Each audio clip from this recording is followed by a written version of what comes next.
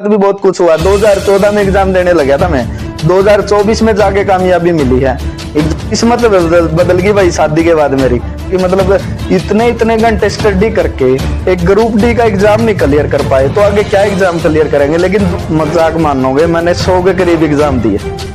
100 मतलब तो फिरे जावा है, ये तो चढ़ा है बाइक पर अपने चल दिया है, लावा है बाइक पर चश्मे और बहुत कुछ सुनने को मिला है। लेकिन और ये तो ये कहा मतलब एक गाली देते बिजली वालों को कि बजा दी उन्होंने लाइट। हाँ बीच मर्जे मतलब बहुत कुछ सुनने को मिलता है। लेकिन चलते भाई ये तो बिल्कुल निरापरी झूठ है। बीजेपी सरकार जब से आई है उसने सबसे अच्छा काम ये उसको ये तो उनको उससे ही मैनेज करना पड़ता कि स्टाफ की ड्यूटी कहाँ पे। मैडम आई नहीं हो, मैडम आई तो उसने देखा मतलब मेरा रंग थोड़ा मतलब अंग्रेज टाइप नहीं बोल दिया करा। मतलब उसमें मेरे 15 में से 15 थे और रीजनिंग में मेरे 15 में से 14 थे, तो मेरे 30 में से 29 का स्कोर। अरे तो मैंने कह रहा केस होता है पूछ ले एक बार, मेरे तो समझ में आई नहीं। तो जितने भी बच्चे उस क्लास में बैठे थे वहाँ प्रोफाइल अपने को 2 घंटे भी नहीं पता चलेगा कि आप मतलब रील देखने लग रहे हैं। छोटी छोटी रील आती जाएगी, एंजॉय होता जाएगा आप की। सबसे मेन जो रीजन है बिना पर्ची बिना खर्ची के जॉब। तो राम राम, मैं सबने एक और इंटरव्यू तरह पे लेके आए हैं SSSC जेई इलेक्ट्रिकल का। और आज मेरा अगला भाई है, तो स्वागत है भाई आपका। धन्यवाद भाई का। और भाई साहब कैसे हो? बढ़िया भाई साहब, आप बताओ। तो थोड़ा सा अपने बारे में बताओ भाई साहब पहला। भाई मैं DHBVN में जेई के पद पे सिलेक्शन हुआ मेरा। अच्छा। अभी जो अक्टूबर में लिस्ट लगी थी जिस दिन नायब सैनी जी ने अपना शपथ ली थी उसी दिन हमारा रिजल्ट घोषित कराया था 25,000 बच्चों का। तो जिसमें 25,000 बच्चों में 500 बच्चे इलेक्ट्रिकल जेई में लगे थे, जिसमें DHBVN में 240 बच्चों का सिलेक्शन हुआ था, जिसमें 240 में से मेरा एक सिलेक्शन था। पहला आप ALM भी रहे हो? पहला मैं ALM रहा हूँ। जब फरवरी में लिस्ट लगी थी 12,000 बच्चों का जो लिस्ट आई थी उसमें हमारा ALM के 6,000 पद थे।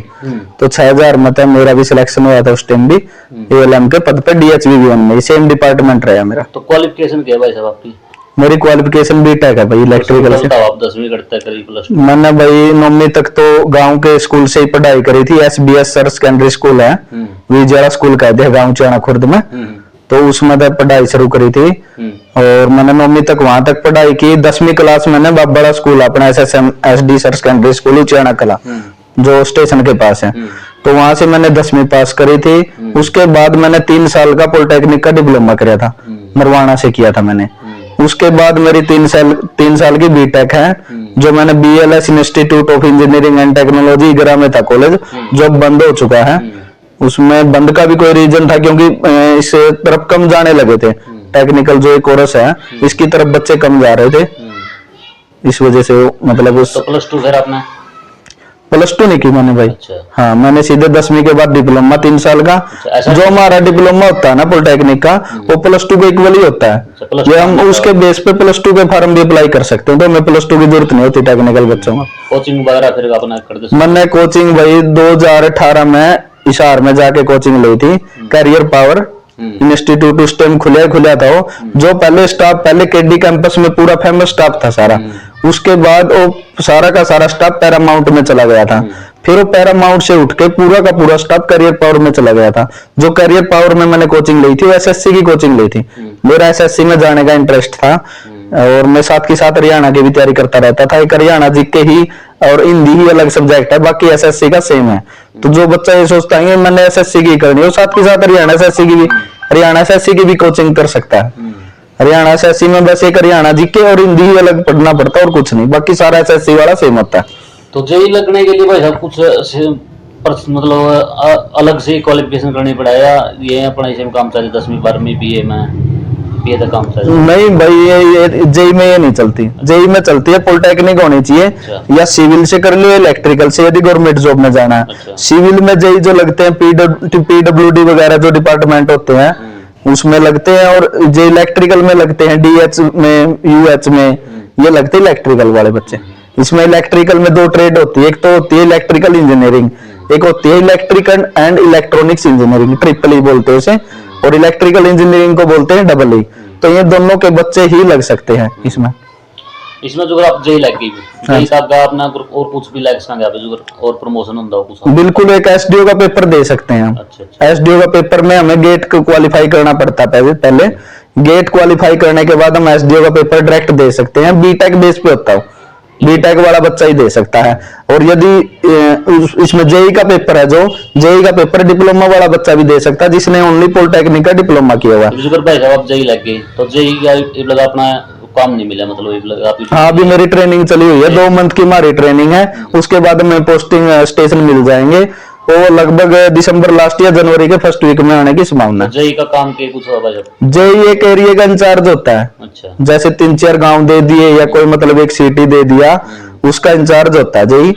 और उसमें इंचार्ज होता है तो जो भी स्टाफ है उसमें एएलएम है, लाइनमैन है, फोरमैन है, उसके अंडर काम करते हैं।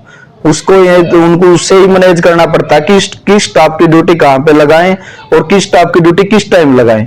वो सारा मैनेज उसी को करना होता है। जो भी मतलब डिफॉल्टिंग है, डिफॉल्टिंग करनी है, नया मीटर लगाना है, कोई मतलब कंप्लेंट है किसी कस्टमर की, या कोई गांव में ट्रांसफार्मर जल गया है या कोई लाइन में फॉल्ट हो जाए, वो सारा जेई को ही देखना होता है, जेई ही करवाता है उसको। ड्यूटी मतलब नौकरी लागण लग रहे हैं बालक, कुछ का कहना है कि अभी पेपर मतलब पीछे चलना है, आपका क्या कहना है? बिल्कुल भी नहीं चलते भाई, ये तो बिल्कुल मेरा पर झूठ है। बीजेपी सरकार जब से आई है उसने सबसे अच्छा काम यही किया है, जो पहला नंबर पर मैं बोल सका कि बिना पर्ची बिना खर्ची के जॉब दे रही है। अभी देखो नायब सैनी जी ने एक वादा किया था कि हम आते ही मतलब शपथ बाद में लेंगे, पहले हम 24,000 बच्चों को रोजगार देंगे, तो वही किया, 24,000 बच्चों को ही रोजगार दिया। आते ही जिस दिन नायब सैनी जी ने शपथ ली उसी दिन हमारा शाम को रिजल्ट घोषित कर दिया था। हम इस सरकार से बिल्कुल खुश हैं क्योंकि बिना पर्ची बिना खर्ची जॉब मिली है। वैसे और सरकार थी जब 25-30 लाख रुपए में बच्चा जॉब लगता था, 25-30 लाख एक मतलब नॉर्मल फैमिली का किले बेच के ही ले लिया इसका।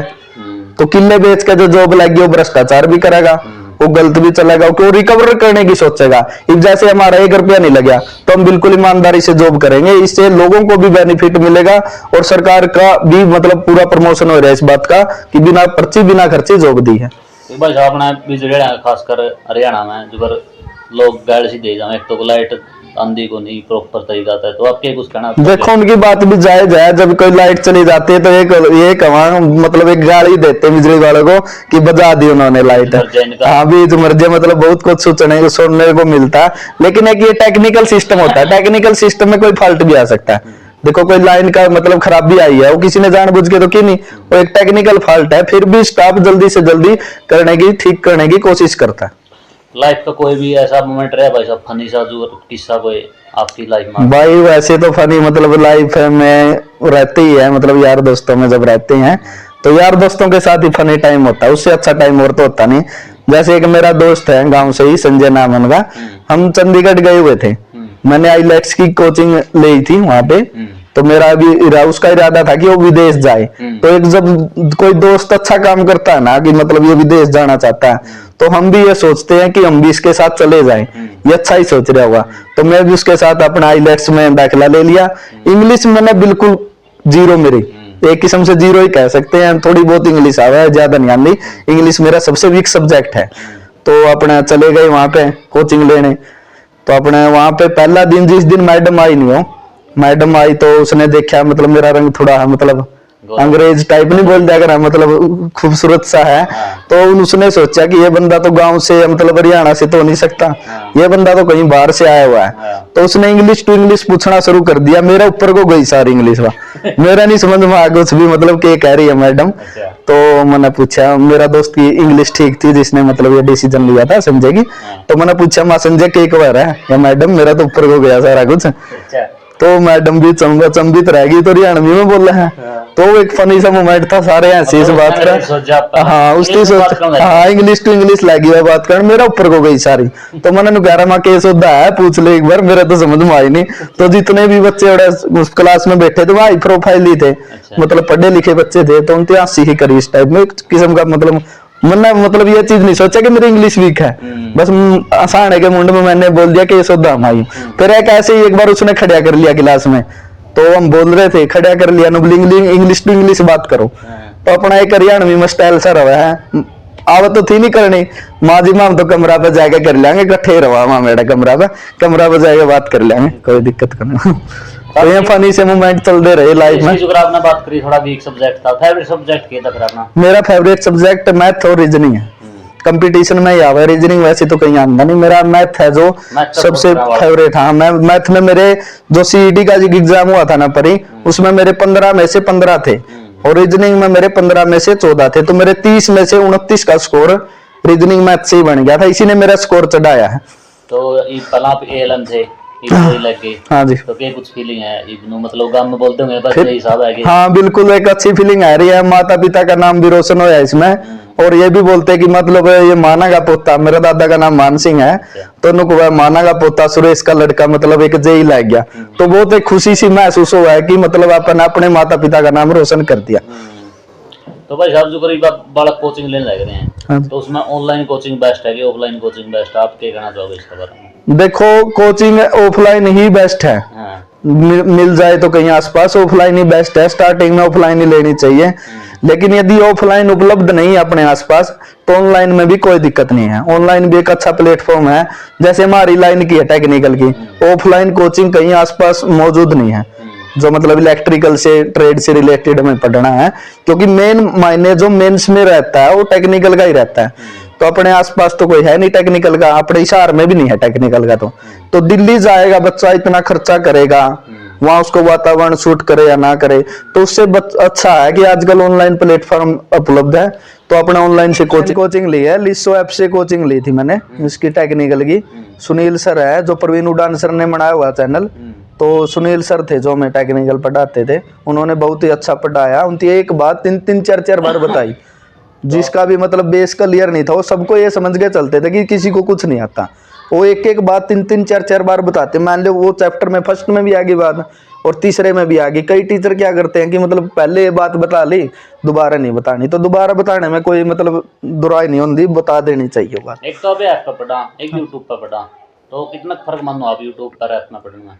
देखो, ऐप पे है वो मतलब एक लगातार मिल जाती क्लास, पहली क्लास, दूसरी क्लास, तीसरी क्लास, टॉपिक वाइज पूरा सिलेबस कंप्लीट हो जाता है। यूट्यूब पे यदि पूरा सिलेबस डला हुआ है तो ठीक है, यूट्यूब पे भी पढ़ने में कोई दुराई नहीं। तो जो गरीब आप भाई साहब तैयारी करा जिस टाइम आप कॉलेज में भी हो, यार दोस्त बहुत सारे हो अपने, तो यार दोस्त कितना कुछ मैटर रखा है सफल होने में, नेगेटिव भी आवा कुछ नु कहते हैं ये तो कुछ नहीं कर सकता, फलानी नहीं कर सकता, गांव में भी बोलना पाना है, समाज में, तो इस बारे में आपका क्या कुछ कहना है संगत का बारे में, और जो ये बोल रहा है आप तो ही कुछ बोल रहे हो बहुत कुछ? हाँ बिल्कुल, समाज में बोल रहे हैं मतलब कि क्या करे, तो मैं फिरे जावा है, ये तो चढ़ा है बाइक पर अपने चल दिया है, लावा है बाइक पर चश्मे, और बहुत कुछ सुनने को मिला है, लेकिन वो रियलिटी नहीं होती। रियलिटी ये है कि मतलब चलो बाइक पे तो जाएगा बच्चा, पढ़ने जा रहा है तो बाइक पे जाओगा, मक्खी मच्छर दोस्ती चश्मा भी लगा दिया तो गलत थोड़ी है, लेकिन समाज की एक अलग ही दृष्टि होती है कि ये तो मुँह फिरे है।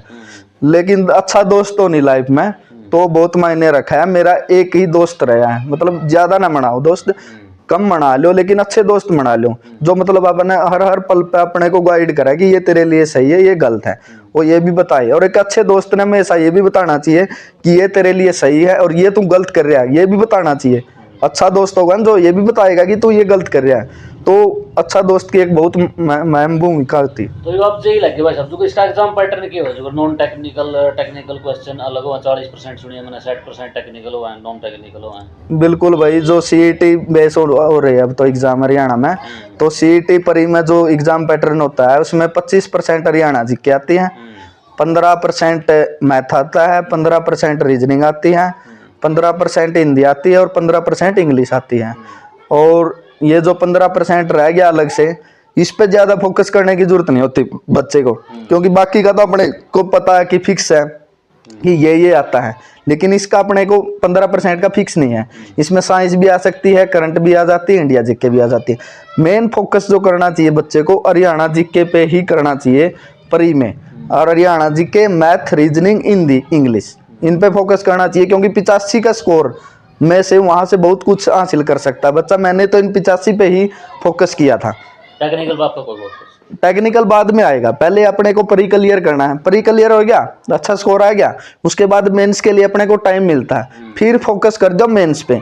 मेंस पे किस चीज पे फोकस करना पड़ेगा अपने को? टेक्निकल पे। 70% क्वेश्चन मतलब 100 में से 70% टेक्निकल के ही आते हैं, तो मेन मायने वहां पे टेक्निकल ही रहता है, तो टेक्निकल पे फोकस होना चाहिए। 10% कंप्यूटर आएगा और 20% में सारे सब्जेक्ट आ जाते हैं, उसमें 2-4% हरियाणा जीके के, इंडिया जीके के, करंट ही आ जाते हैं।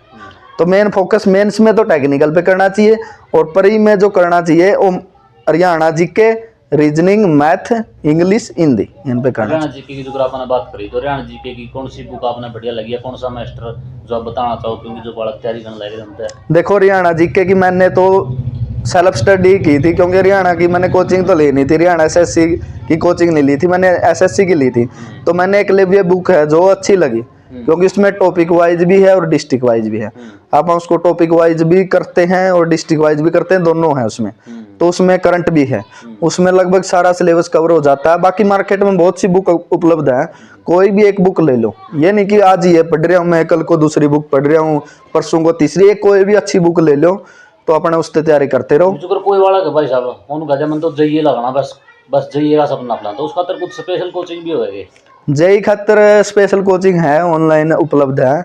ऑफलाइन तो मैंने बताया था कि अपने आसपास कोई उपलब्ध नहीं है, यदि कोई बड़े शहर में जाके कोचिंग लेगा तो उपलब्ध है। तो ऑनलाइन में अपने पास बैच उपलब्ध होते हैं, जैसे लीसो ऐप भी है अपने, बहुत सी ऐप है जो मतलब अपन कितने घंटे पढ़ना पड़ा भाई साहब?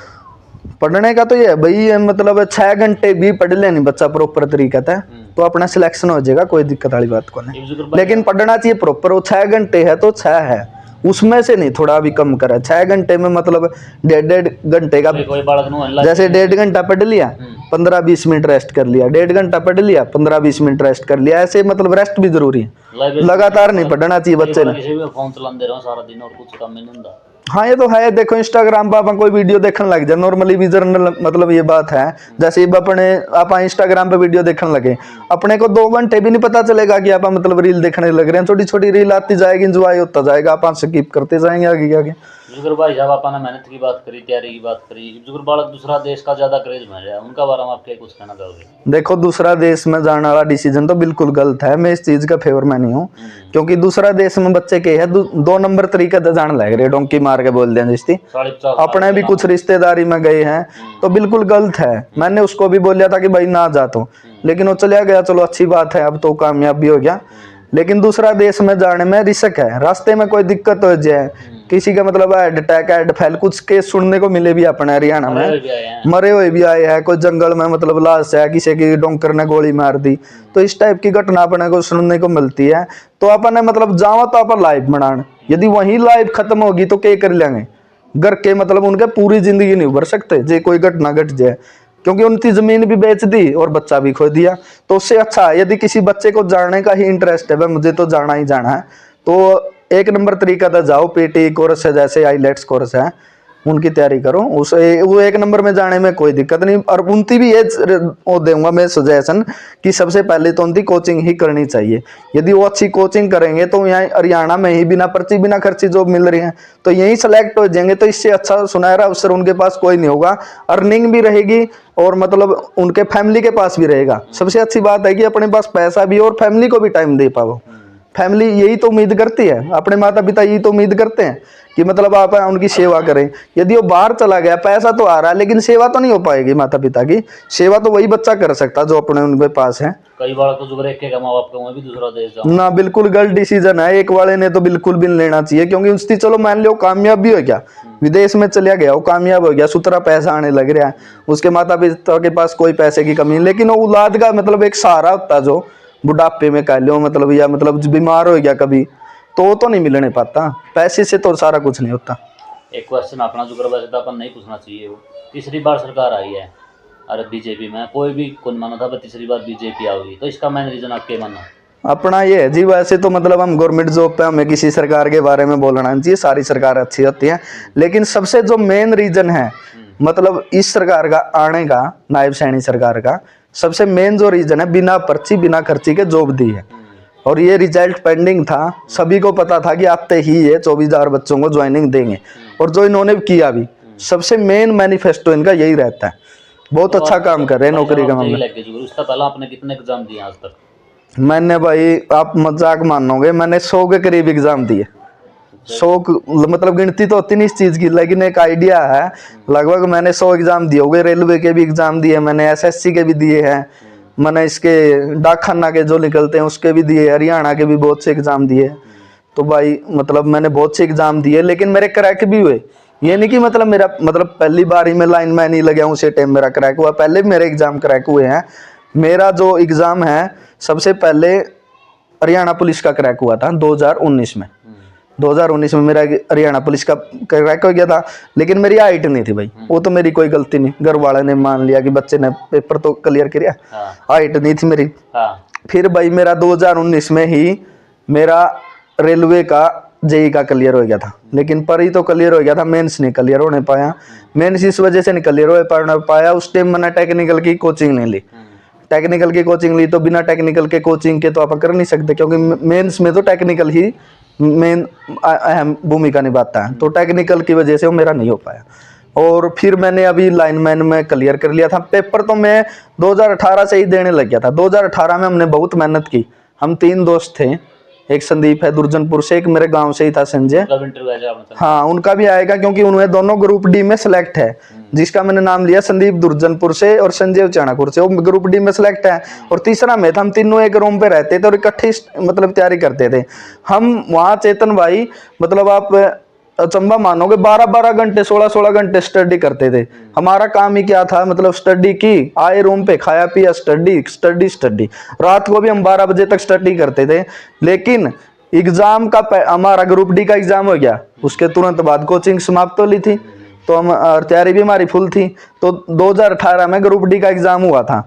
उस ग्रुप डी के एग्जाम में ओनली मेरे 50% ठीक हुए, उनके साथ भी ऐसा हुआ, उनके भी 50-52% ठीक हुए। तो हमें बहुत दुख हुआ इस चीज़ का, क्योंकि वो पता क्या था, एक मेन रीजन ये भी रहा था कि मतलब एग्जाम का जो पैटर्न था वो अलग ही आ गया था। पहले एग्जाम किसी और पैटर्न में आ रहे थे, उस टाइम वो एनसीईआरटी बेस क्वेश्चन आने लगे थे, जिसकी हमने तैयारी नहीं कर रखी थी। फिर उसके तुरंत बाद हरियाणा पुलिस का था 20 दिन के बाद, फिर हमने उस पैटर्न पे काम करना शुरू किया कि मतलब एनसीईआरटी बेस आ रहे हैं पर्सन, उस पैटर्न पे हमने काम करना शुरू किया। तो मेरा हरियाणा पुलिस का क्लियर हो गया था, उनका भी क्लियर हो गया था। अपन इतने सारे एग्जाम दिए भाई साहब, और एक बंदा की लाइफ में हुआ जो बंदे मतलब जड़ा है आपस में, आपकी लाइफ में भी कोई रहा होगा, उन तक आप आज के कहना चाहोगे, आप सही लग रहे हो तो? देखो भाई कहना तो क्या चाहेंगे, मतलब चलो जल रहे हैं कोई बात नहीं, मतलब ऐसा करना नहीं चाहिए, किसी की कामयाबी पे तो बिल्कुल नहीं जलना चाहिए, क्योंकि आज कोई आज वो कामयाब नहीं है इंसान, क्या बताओ 2 साल बाद कामयाब हो जाए। आज मैं किसी पे जलूं मान लो, और वो 2 साल बाद कामयाब हो गया तो मैं उसके साथ मुंह से बात कर लूंगा। फिर किसी पे जलना नहीं चाहिए, रीस करो अच्छे काम की, जलना नहीं चाहिए भाई कोई मतलब।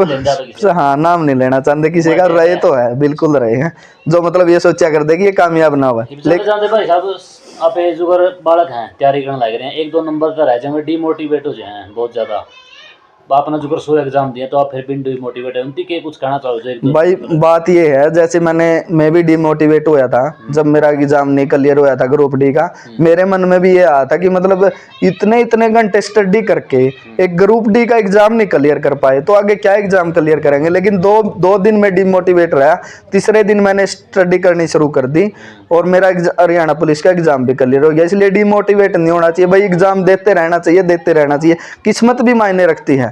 ये नहीं कि मतलब आप स्टडी कर रहे हो और आपका मतलब किस्मत मायने नहीं रखेगी।